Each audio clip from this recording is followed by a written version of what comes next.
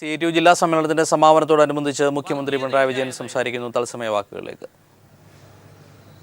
RSS സാംസ്കാരിക സംഘടനയാണ് എന്ന് അവകാശപ്പെടുന്നത് പോലെയുള്ള ഒരവകാശവാദം മാത്രമാണത്. RSSന്റെ നേരെ മറുപതിപ്പായാണ് ന്യൂനപക്ഷ വിഭാഗത്തിൽ ഈ വിഭാഗം പ്രവർത്തിച്ചു വന്നത്.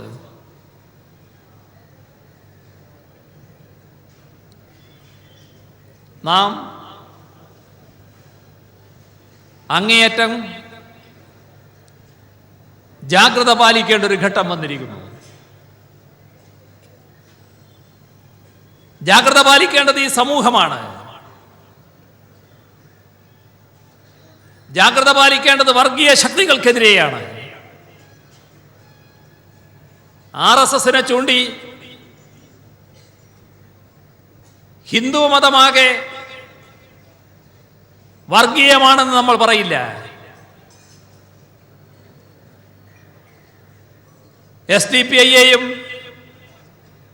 പോപ്പുലർ ഫ്രണ്ടിനെയും ചൂണ്ടി മുസ്ലിം മതമാകെ വർഗീയമാണെന്ന് നാം പറയില്ല.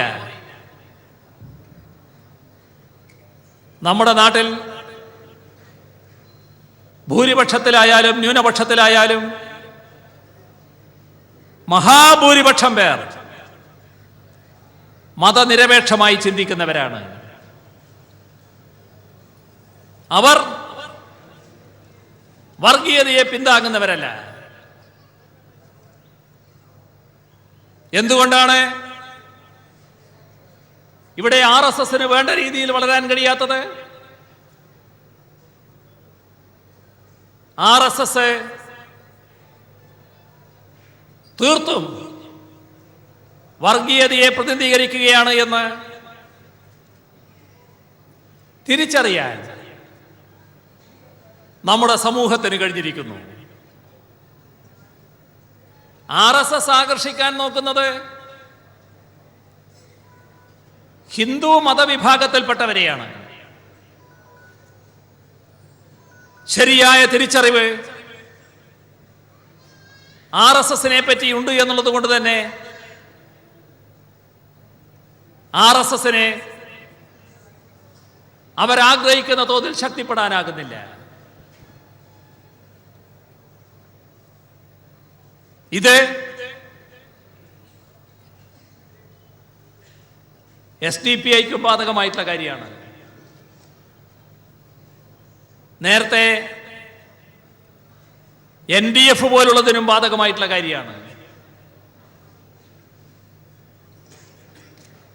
കേരളത്തിന്റെ പൊതുസമൂഹം ആ വർഗീയതയെ ശരിയായ രീതിയിൽ തിരിച്ചറിയുന്നു. ഇപ്പോ തീവ്രവാദത്തിലേക്ക് ആകർഷിക്കാനുള്ള നീക്കങ്ങൾ നടക്കുന്നു.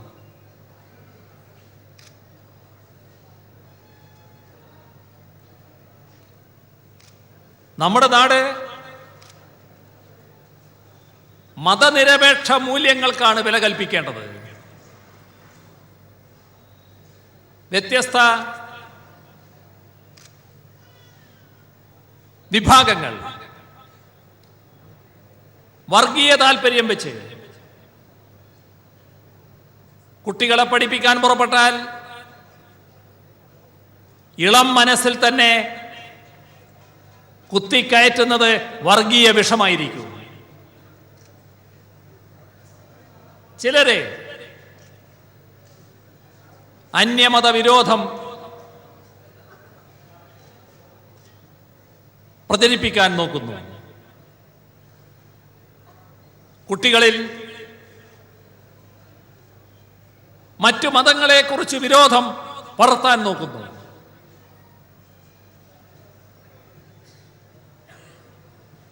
എല്ലാ കാര്യത്തിലും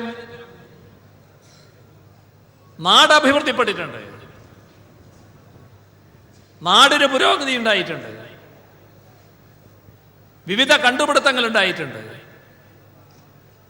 വിവിധ വിഷയങ്ങളിൽ പ്രാവീണ്യം ഉയർന്നു വന്നിട്ടുണ്ട്.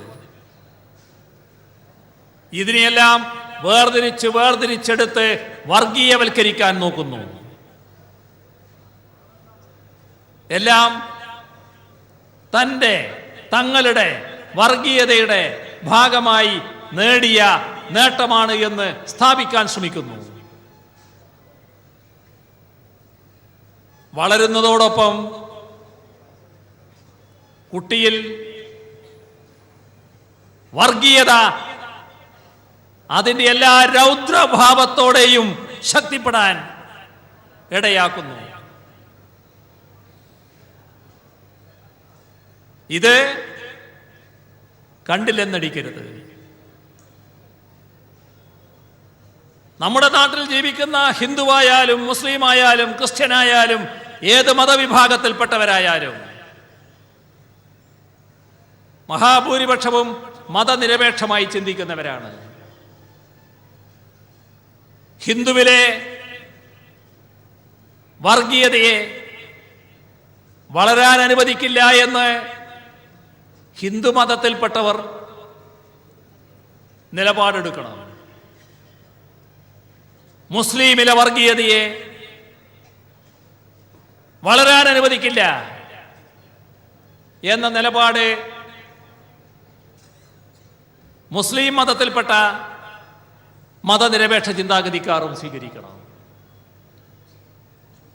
ഇതിലൂടെ മാത്രമേ വർഗീയതയെ തടയാനാവൂ. ഒരു ജാഗ്രത, എല്ലാറ്റിനെക്കുറിച്ചും ഈ ഒരു ബോധത്തോടെയുള്ള നിരീക്ഷണം അതുണ്ടാകേണ്ടതുണ്ട്. സമൂഹത്തിന്റെ ശക്തമായ ഇടപെടൽ ഉണ്ടാകണം. അതിലൂടെ മാത്രമേ ഈ നീക്കത്തെ തടയാനാകൂ. അതിൻ്റെ മുന്നിൽ നിൽക്കുന്നവരാണ് തൊഴിലാളി വർഗം. കാരണം തൊഴിലാളി വർഗത്തിന് ആ ഒരു നിലപാടല്ലാതെ മറ്റൊരു നിലപാട് സ്വീകരിക്കാനാവില്ല. വർഗബോധത്തിലൂന്നി പ്രവർത്തിക്കുന്ന തൊഴിലാളി വർഗം എല്ലാ വേർതിരിവുകൾക്കും അതീതമായാണ് പ്രവർത്തിക്കുന്നത്. ആ വേർതിരിവുകൾക്ക് അതീതമായി വർഗബോധം വളർത്തിയെടുക്കാനാണ് ശ്രമിക്കുന്നത്. ഇത്തരമൊരു കടമ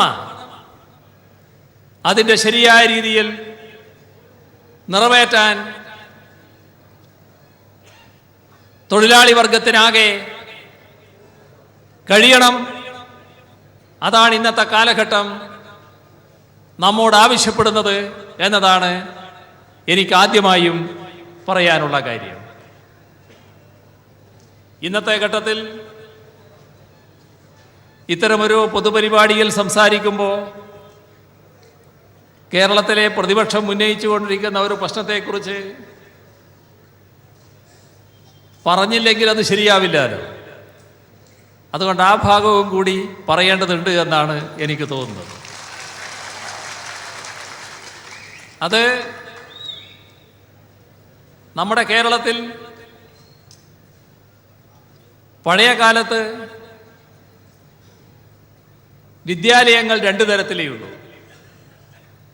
ഒന്ന് സർക്കാർ വിദ്യാലയം, മറ്റൊന്ന് എയ്ഡഡ് വിദ്യാലയം. എന്നാൽ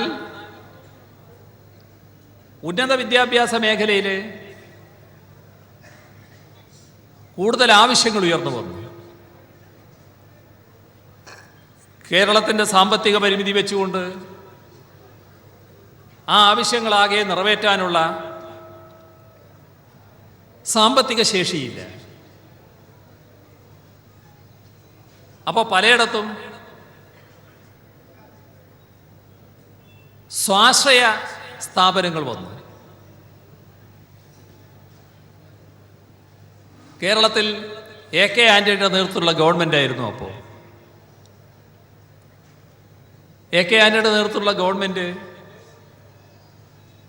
സ്വാശ്രയ കോളേജുകൾക്ക് അനുമതി കൊടുക്കാൻ തീരുമാനിച്ചു. അന്ന് AK ആന്റണിയും സ്വാശ്രയ കോളേജ് അനുമതി കിട്ടിയവരും തമ്മിൽ പറഞ്ഞത്, ഒരു സ്വാശ്രയ കോളേജിൽ 50% കുട്ടികൾ ഗവൺമെൻറ് പ്രവേശിപ്പിക്കുന്ന മെറിറ്റ് അടിസ്ഥാനത്തിലെ കുട്ടികളായിരിക്കും. അപ്പോൾ ആന്റണി പരസ്യമായിട്ട് പറഞ്ഞു, 2 സ്വാശ്രയ കോളേജുകൾ സമം ഒരു ഗവൺമെൻറ് കോളേജ്.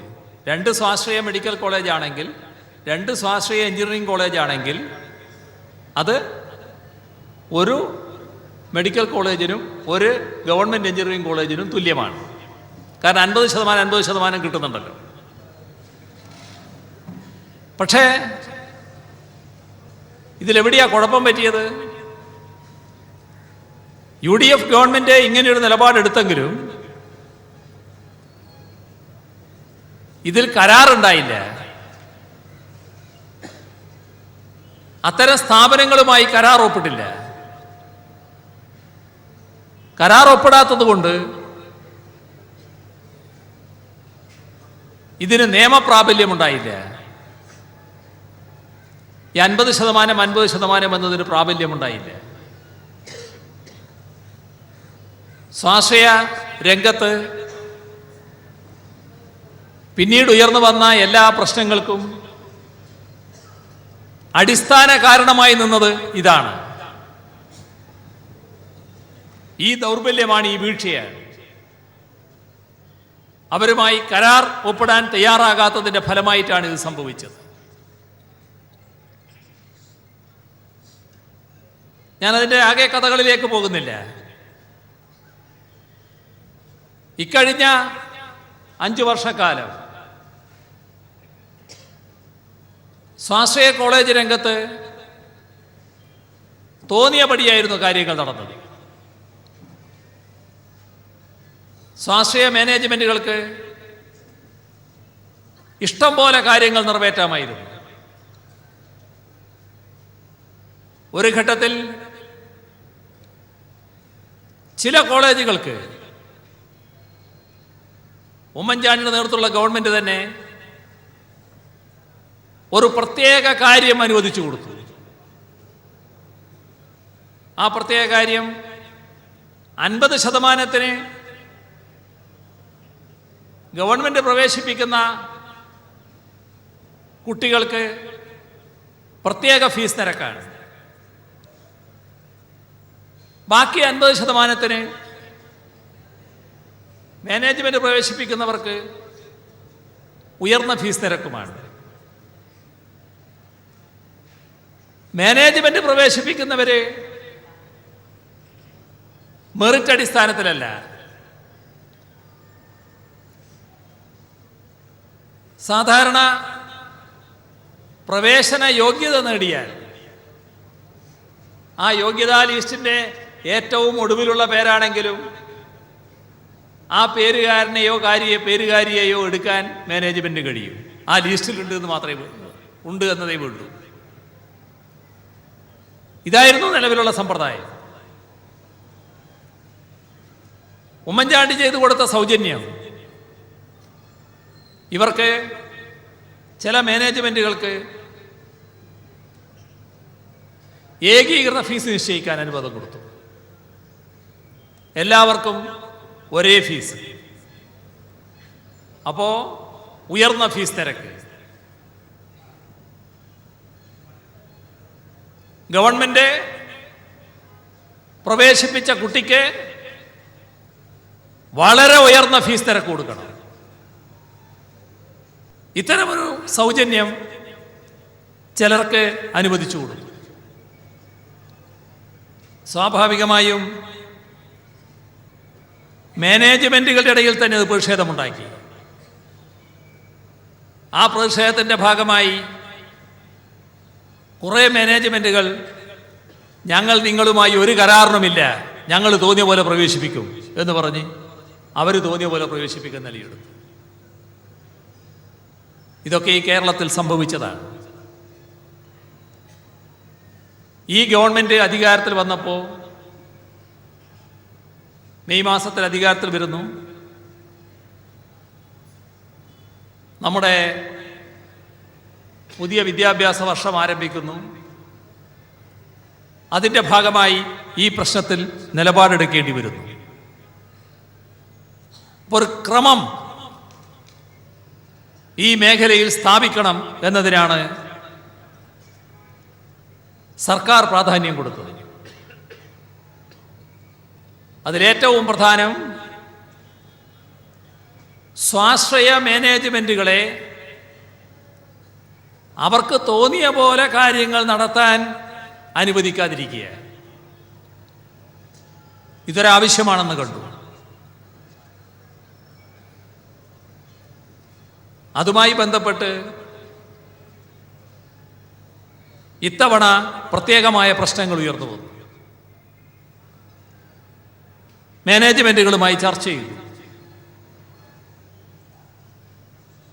മാനേജ്മെൻറ്റുകളുമായി ചർച്ച ചെയ്തപ്പോൾ 50% സീറ്റ് ഗവൺമെൻറ് കോട്ടയിൽ തന്നെ വേണം. ബാക്കി 50% സീറ്റ് സ്വാശ്രയ മാനേജ്മെൻറ്റുകൾ പ്രവേശിപ്പിക്കലാണ്. ഇത്തവണ അഖിലേന്ത്യാ പ്രവേശന പരീക്ഷ നീറ്റ് എന്ന പേരിൽ അറിയപ്പെടുന്ന അതിൻ്റെ ഒരു റാങ്ക് ലിസ്റ്റ് ഉണ്ട്. അപ്പോൾ കേന്ദ്ര ഗവൺമെൻറ്റും മറ്റും ഈ വർഷം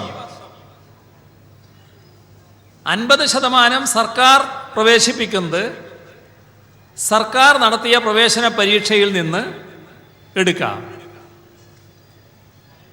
ബാക്കി 50% നീറ്റിൻ്റെ ലിസ്റ്റിൽ നിന്ന് എടുക്കണം. അത് മെറിറ്റ് അടിസ്ഥാനത്തിൽ എടുക്കണം. മാനേജ്മെൻറ്റുകൾക്ക് ഇതിനോട് യോജിപ്പില്ല. 50% സർക്കാർ ഇങ്ങനെ എടുത്തോളൂ. ഞങ്ങൾക്ക് പഴയ കാലത്തെല്ലാം കിട്ടിയതുപോലെ ആ ലിസ്റ്റിലുള്ളവരെ എടുക്കാൻ അനുമതി വേണം. സർക്കാർ അത് സമ്മതിച്ചില്ല. വലിയ തർക്കങ്ങൾ നടന്നു. സമ്മതിക്കില്ല എന്ന നിലപാട് തന്നെ സർക്കാർ എടുത്തു. അവസാനം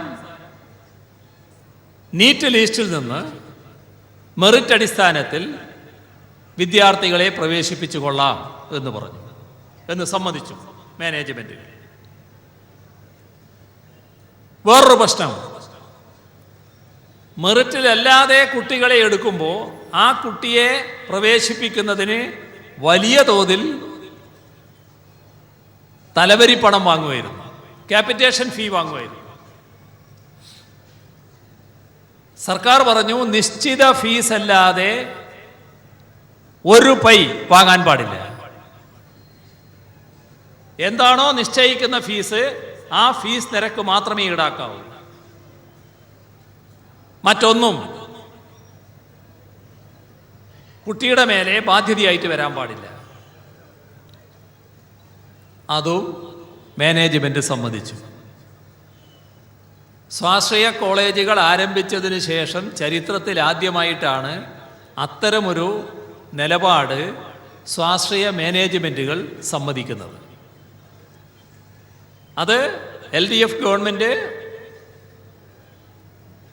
മറ്റൊന്നിനും വഴങ്ങില്ല എന്നതിൻ്റെ ഭാഗമായി സമ്മതിച്ചതുമാണ്.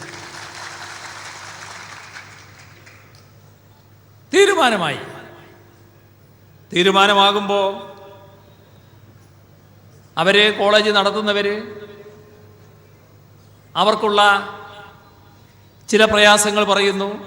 നേരത്തെ പ്രയാസമില്ല, ഇഷ്ടം പോലെ വാങ്ങി വെക്കാം, അതിനുള്ള അവസരം നഷ്ടപ്പെട്ടിരിക്കുന്നു. അപ്പോൾ ഈ ഫീസ് നിരക്ക് ചെറിയൊരു മാറ്റം വേണം. ആ ചെറിയ മാറ്റം അംഗീകരിച്ചു. ഈ വർഷത്തേക്ക് ചെറിയൊരു വർധനവ് അനുവദിച്ചു. 50% മെറിറ്റിൽ പ്രവേശിപ്പിക്കുന്ന കുട്ടികൾ, അതിലൊരു ഭാഗം കുട്ടികൾ 25,000 ഫീസിന് പഠിക്കേണ്ടവരാണ്. മറ്റൊരു ഭാഗം കുട്ടികൾ 2,50,000 രൂപ ഫീസിന് പഠിക്കേണ്ടവരാണ്. ഇവരെ പ്രവേശിപ്പിക്കുന്ന മാനേജ്മെന്റ് പ്രവേശിപ്പിക്കുന്ന കുട്ടികൾ അതിൽ 2 തരമുണ്ട്. ഒന്ന് NRI സീറ്റ് എന്ന് പറഞ്ഞിട്ടൊരു കോട്ടയുണ്ട്. ബാക്കിയുള്ള വിഭാഗത്തെ അവർ പ്രവേശിപ്പിക്കുന്നതുണ്ട്. ഇത് രണ്ടിനും ഉയർന്ന ഫീസ് നിരക്ക് അവർ ഈടാക്കാനും ഇതിനേക്കാളും ഉയർന്ന ഫീസ് നിരക്ക് നിശ്ചയിച്ചു. കാര്യം ഭംഗിയായി തീർന്നു. നല്ല തീരുമാനമാണ് എന്ന് പൊതുവെ രക്ഷാകർത്താക്കൾ തന്നെ അഭിപ്രായപ്പെടുന്ന നിലയുണ്ടായി. ഇക്കാര്യത്തിൽ നേതൃത്വം കൊടുക്കുന്ന ആരോഗ്യമന്ത്രിയെ പല രക്ഷിതാക്കളും വിളിച്ച് അനുമോദിക്കുന്ന അവസ്ഥ തന്നെ ഉണ്ടായി. നല്ല തീരുമാനമാണ് ഉണ്ടായത് എന്ന് പറഞ്ഞു. അപ്പോൾ അസംബ്ലി തുടങ്ങുകയാണ്. അസംബ്ലി തുടങ്ങുമ്പോൾ ഇതിനെതിരെ യൂത്ത് കോൺഗ്രസ് ഒരു പ്രതിഷേധം പുറത്ത് പ്രകടിപ്പിച്ചു. ഇത് ശരിയല്ല, ഇതിൽ മാനേജ്മെൻറ്റിന് സർക്കാർ വഴങ്ങിയിരിക്കുകയാണ്, വലിയ ഫീസാണ് എന്നൊക്കെ പറഞ്ഞിട്ടുള്ള ബഹളം ഉണ്ടാക്കാൻ യൂത്ത് കോൺഗ്രസ് തുടങ്ങി. നിയമസഭ കൂടുന്ന ദിവസം ഒരു അടിയന്തര പ്രമേയം വന്നു. ആ അടിയന്തര പ്രമേയത്തിന് ആരോഗ്യമന്ത്രി മറുപടി പറഞ്ഞു. കേട്ട എല്ലാവർക്കും ബോധ്യം, സാധാരണഗതിയിൽ സ്വാഭാവികമായി നടക്കേണ്ട ഒരു കാര്യമാണ് നടന്നത്. അതേസമയം സ്വാശ്രയ മാനേജ്മെന്റുകളെ ആകെ നല്ലതുപോലെ നിയന്ത്രിക്കാൻ കഴിഞ്ഞിരിക്കുന്നു. സ്വാഗതാർഹമായ കാര്യം എന്ന നിലയിലേക്ക് സഭയെത്തുകയാണ്. അപ്പോൾ അവരെ ബഹളം വെച്ചു. ഏതായാലും മറുപടി സഭയ്ക്ക് പൊതുവിൽ തൃപ്തികരമായി. പിറ്റേ ദിവസം ഈ പ്രശ്നത്തിൽ ഒരു കാര്യം സഭക്കകത്ത് വ്യക്തമാക്കി. അതായത് ഇവരുന്നയിക്കുന്ന ഒരു കാര്യം, ഇങ്ങനെയെല്ലാം സ്വാശ്രയ മാനേജ്മെന്റുകൾ പറഞ്ഞെങ്കിലും ഇഷ്ടം പോലെ കാശ് വാങ്ങുകയാണ്, തോന്നിയ പോലെ ഫീസ് പിരിക്കുകയാണ്. പിന്നെ ക്യാപിറ്റേഷൻ ഫീ വന്നിട്ടുണ്ട്. ആ ക്യാപിറ്റേഷൻ ഫീ നിലനിൽക്കുന്നുണ്ട്. അപ്പം ആ കാര്യത്തിൽ മുഖ്യമന്ത്രി എന്ന നിലയ്ക്ക് ഒരു കാര്യം സഭയിൽ ഞാൻ വ്യക്തമാക്കി. അപ്പോഴേക്കൊരു പത്രവാർത്തയും വന്നു.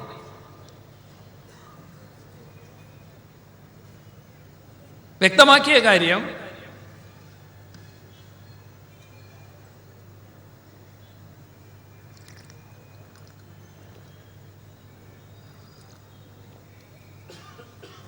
ഏതെങ്കിലും തരത്തിൽ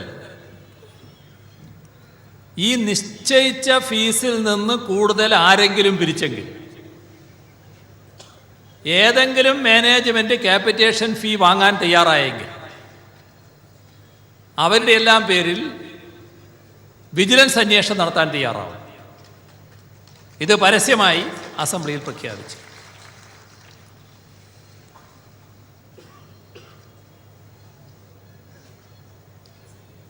ഇവരെ ഇതിന് ശേഷം ഞങ്ങൾ സ്പീക്കർ ഒരു സഭയിലെ കക്ഷി നേതാക്കന്മാരുടെ യോഗം വേറെ ചില കാര്യങ്ങൾ ചർച്ച ചെയ്യാൻ കൂടി വിളിച്ചിരുന്നു. ആ ചർച്ചയിൽ യൂത്ത് കോൺഗ്രസ് പുറത്ത് സമരം നടത്തുന്നുണ്ടല്ലോ.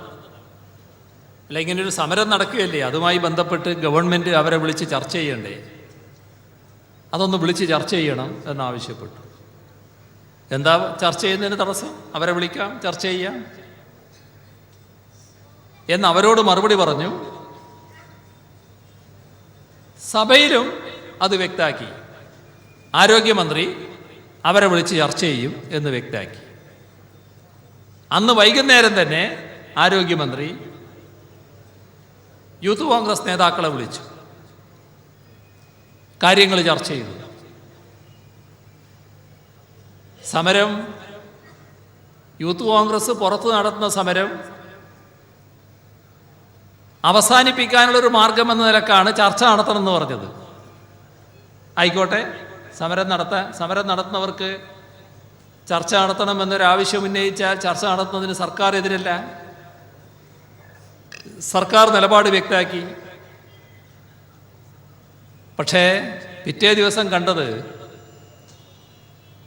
ഈ ചർച്ചയിൽ യോജിപ്പ് ഇല്ല എന്ന് പറഞ്ഞുകൊണ്ട് അവരിറങ്ങിപ്പോയി. പിറ്റേ ദിവസം അസംബ്ലിയിൽ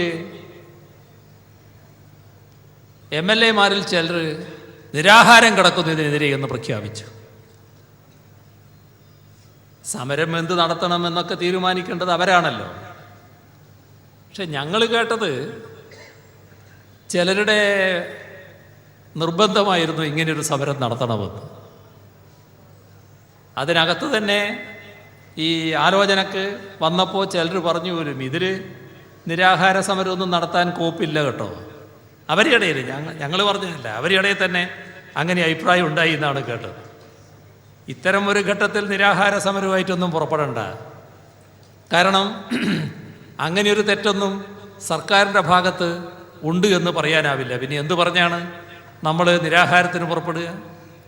അപ്പോൾ ഇപ്പോൾ നിരാഹാര സമരം ആരംഭിക്കാതിരിക്കലാണ് നല്ലത് എന്ന് അവരുടെ ഇടയിൽ തന്നെ അഭിപ്രായം ഉയർന്നു എന്നാണ് ഞങ്ങൾ മനസ്സിലാക്കുന്നത്. ഏതായാലും ഏത് തലം എന്നല്ലാലോ, ഏത് തലത്തിലായാലും ചില അപക്വമതികളൊക്കെ ഉണ്ടാവുമല്ലോ. അപ്പം അവർക്ക് നിർബന്ധം സർക്കാരിനെ ഒന്ന് മുട്ടുകുത്തിക്കാൻ, ഈ സമരം അങ്ങ് ആരംഭിക്കുക, നിരാഹാരം തന്നെ ആരംഭിക്കുക. നിരാഹാരം ആരംഭിച്ചു. പക്ഷെ നമ്മൾ കേരളത്തിൽ ഒരുപാട് സമരം കണ്ടിട്ടില്ലേ? ആ സമരങ്ങൾക്കൊക്കെ പലതരത്തിലല്ലേ ജനങ്ങൾ ഇളകി വരിക. ഇവിടെ എന്താ ഉണ്ടായത് കേരളത്തിൽ? ആ സമരം ആരെങ്കിലും ശ്രദ്ധിച്ചോ? ആരെങ്കിലും തിരിഞ്ഞു നോക്കിയോ?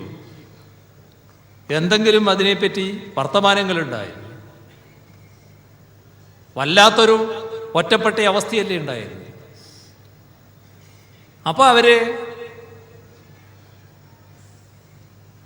മുഖ്യമന്ത്രി വിളിക്കുന്നില്ല, മുഖ്യമന്ത്രി ഇവരെയൊന്നും വിളിച്ച് ചർച്ച ചെയ്യുന്നില്ല, ഇത് വളരെ ദാക്ഷ്യത്തോടെയുള്ള സമീപനമാണ് എന്നൊക്കെ പറഞ്ഞുകൊണ്ടുള്ള പ്രശ്നമായി. മുഖ്യമന്ത്രി എന്താ വിളിക്കേണ്ടത്? സ്പീക്കർ വീണ്ടും കക്ഷി നേതാക്കളുടെ യോഗം നടന്നു. എല്ലാ ദിവസവും സഭ അലങ്കോലപ്പെട്ടു പോവുകയാണ്. സഭ അലങ്കോലപ്പെടുത്തിക്കൊണ്ടിരിക്കുകയാണ് ഇവർ. സ്പീക്കർ കക്ഷി നേതാക്കന്മാരുടെ യോഗം വിളിച്ചു. അപ്പോൾ അവരവിടെ പറഞ്ഞു മുഖ്യമന്ത്രി യോഗം വിളിച്ചില്ല. അപ്പം ഞാൻ അവരോട് ചോദിച്ചു, മുഖ്യമന്ത്രി യോഗം വിളിക്കാത്തതാണോ പ്രശ്നം? ഇപ്പോൾ സ്പീക്കർ വിളിച്ചപ്പോൾ നമ്മളെല്ലാവരും ഇരിക്കുകയാണല്ലോ, ഇനി ഞാൻ കൂടി യോഗം വിളിക്കണോ? അല്ല, ഇനി വേണ്ട, ഇത് മതിയെന്നു. എന്നാൽ നമുക്കിവിടെ ചർച്ച ചെയ്യാമെന്നോ. അങ്ങനെ ചർച്ച ആരംഭിച്ചപ്പോൾ കാര്യങ്ങൾ ഇടകേറി പരിശോധിക്കുകയാണ്. അവസാനം എത്തി നിൽക്കുന്നത് ഈ പറഞ്ഞ മറ്റു കാര്യങ്ങളെല്ലാം വിട്ടു. 2,50,000 ഫീസ് വളരെ കൂടിയതാണെന്ന് പറയുന്നതൊക്കെ ഫലത്തിലങ്ങ് വിട്ടു. ആകെ എത്തി നിന്നത് പരിയാരം മെഡിക്കൽ കോളേജ്. അവിടെ 2,50,000 ഈടാക്കാൻ പാടില്ല. അവിടെ ഒരു ഇളവ് കൊടുക്കണം, എന്തെങ്കിലും ഒരു ഇളവ് കൊടുത്താൽ മതി. അത് അസംബ്ലിയിലും വ്യക്തമാക്കിയതാണ് നേരത്തെ. അസംബ്ലിയിൽ മുൻ മുഖ്യമന്ത്രി ഉമ്മൻചാണ്ടിയും ഇപ്പോഴത്തെ മുഖ്യമന്ത്രി എന്ന നിലക്ക് ഞാനും തമ്മിലൊരു സംസാരം ഈ കാര്യത്തിലുണ്ടായിരുന്നു. അന്നും വ്യക്തമാക്കിയ കാര്യമാണ്, അതിലൊരളവും വരുത്താൻ ചെയ്യാൻ കഴിയില്ല. എന്താ കാര്യം? പരിയാരം ഒരു സഹകരണാടിസ്ഥാനത്തിൽ പ്രവർത്തിക്കുന്ന മെഡിക്കൽ കോളേജാണ്. കോടാനുകോടിയുടെ ബാധ്യതയിലാണ് എല്ലാ വർഷവും അത് നിൽക്കുന്നത്. അവർക്ക് ഈ പറയുന്ന ഫീസ് നിരക്കല്ലാതെ വേറെ യാതൊരു വരുമാനവുമില്ല. അതേസമയം മുൻപ് ഗവൺമെൻറ് തീരുമാനിച്ചു, നിങ്ങളൊരു കോപ്പറേറ്റീവ് കോളേജാണ്, അതുകൊണ്ട് ഈ നിശ്ചിത നിരക്ക് നിങ്ങൾ ഈടാക്കാൻ പാടില്ല. ഒന്നും ചെയ്യാൻ പറ്റില്ല, ഗവൺമെൻറ് പറയാണ്. ഗവൺമെൻറ് പറഞ്ഞതുകൊണ്ട് അവർക്ക് അനുസരിക്കേണ്ടി വന്നു. ഇതവരോട് ചൂണ്ടിക്കാണിച്ചു, ഉമ്മൻചാണ്ടിയുടെ അടുത്ത് തന്നെ ചൂണ്ടിക്കാണിച്ചു, അവരെ പ്രതിപക്ഷ നേതാക്കന്മാരുടെ അടുത്ത് ചൂണ്ടിക്കാണിച്ചു. ഇത് നിങ്ങൾ ചെയ്തൊരു കാര്യമാണ്. നിങ്ങൾ അവർക്ക് യഥാർത്ഥ ഫീസ് വാങ്ങാൻ അനുമതി കൊടുത്തില്ല. ഞങ്ങൾ ഏതായാലും ആ കാര്യം ചെയ്യാനില്ല. അവർക്ക് മറ്റ് സ്ഥാപനങ്ങൾ വാങ്ങുന്നത് പോലുള്ള ഈ ഗവൺമെൻറ് കൊടുക്കുന്ന കുട്ടികളിലെ ഫീസ് നിരക്ക് ഗവൺമെൻറ്റാണ് നിശ്ചയിക്കുന്നത്. ആ നിരക്ക് അവർ വാങ്ങണം, അവർ വാങ്ങിക്കോട്ടെ, ഞങ്ങളതിന് തടസ്സമുണ്ടാക്കില്ല. സംഭാഷണം സൗഹൃദപരമാണല്ലോ. അപ്പോൾ അവരോട് ചോദിച്ചു, നിങ്ങൾ എത്ര ആളുകൾക്ക് വേണ്ടിയാണ് ഇപ്പോൾ ഈ സമരം നടത്തുന്നത്? ഇപ്പോൾ പരിയാരം മെഡിക്കൽ കോളേജിൽ 100 കുട്ടികളെ പ്രവേശിപ്പിക്കുമെന്ന് വിചാരിക്കുക ഈ വർഷം. അതിൽ 50 കുട്ടികളെയാണ് ഗവൺമെൻറ് പ്രവേശിപ്പിക്കുക. ആ 50 കുട്ടികളിൽ 20 കുട്ടികൾ 25,000 പഠിക്കേണ്ടവരാണ്. പിന്നെ വരുന്നത് 30-ൽ താഴെ കുട്ടികളാണ്. ആ 30-ൽ താഴെ കുട്ടികൾക്ക് വേണ്ടി കേരളത്തിൻ്റെ നിയമസഭ എല്ലാ ദിവസവും സ്തംഭിപ്പിക്കുക എന്നൊരു സമരമാർഗം സ്വീകരിക്കുന്നത് ശരിയാണോ? നിങ്ങൾ തന്നെ ആലോചിച്ച് നോക്കരുത്. ഈ പറയുന്ന വ്യത്യാസം എത്രയാ വരിക മൊത്തത്തിലെടുത്താൽ? അങ്ങനെയൊരു സമരമാർഗം ശരിയാണോ? അപ്പം നമുക്കിതിവിടെ അവസാനിപ്പിക്കാം.